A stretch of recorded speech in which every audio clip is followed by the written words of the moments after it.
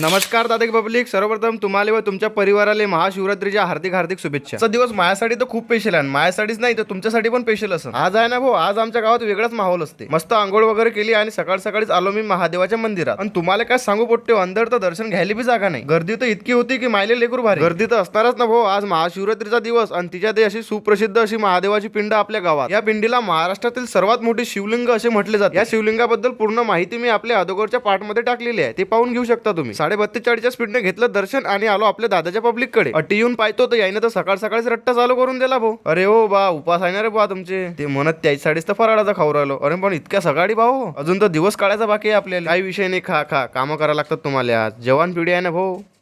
5चे अंगूर, 5चे केळं आणि लगे 5 रुपयाचे रताळं आणि 5 रुपयाचे लाडू खतम काय 40 बस दिवसभर खायचंच काम आज, नुसतं फराळ. बस फराळ करा. आले तो आज माझ्याकडून सरळ फुकट.